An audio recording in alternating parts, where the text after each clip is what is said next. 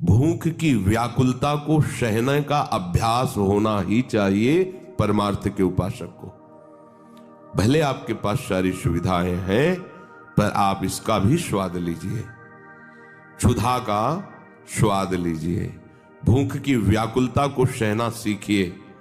अगर इससे आप नहीं तो फिर ऐसे रोग होते जाएंगे शरीर में कि आपको उसी के आश्रित होना पड़ेगा। देखो, डॉक्टर की सोच और योगी की सोच दोनों की अलग अलग धारा है। डॉक्टर केवल शरीर को जानता है और वो पढ़ाई के अनुसार शरीर की नस नाड़ियों को कब क्या चाहिए उस विधान से जानता है।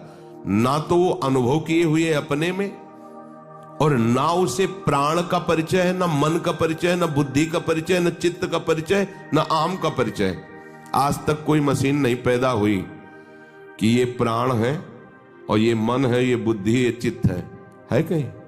और योगी सबका परिचय जानता है, सबका अनुभव किए हुए। परमार्थ के पति को योगी की भगवत मार्ग में आरूढ़ महापुरुषों की बात माननी कि डॉक्टर कहता है खाली पेट रहने से नुकसान है।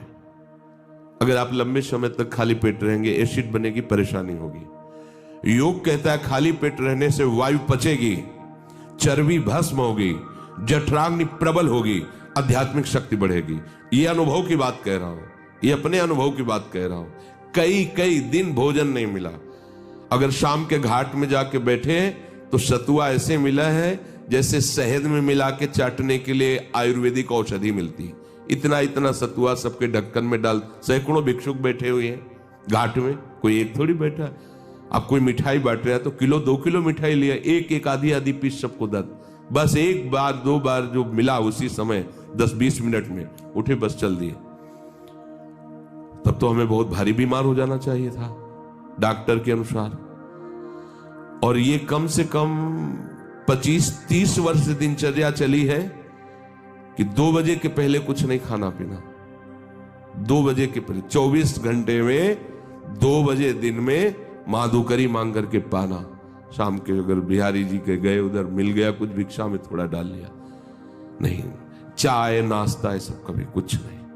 और कभी जुकाम नहीं हुआ, कभी बुखार नहीं हुआ, कभी परेशान नहीं हुई। अब ये रोग के कारण फिर प्रकृति का वार सहना असमर्थता के कारण असंभव हो गया।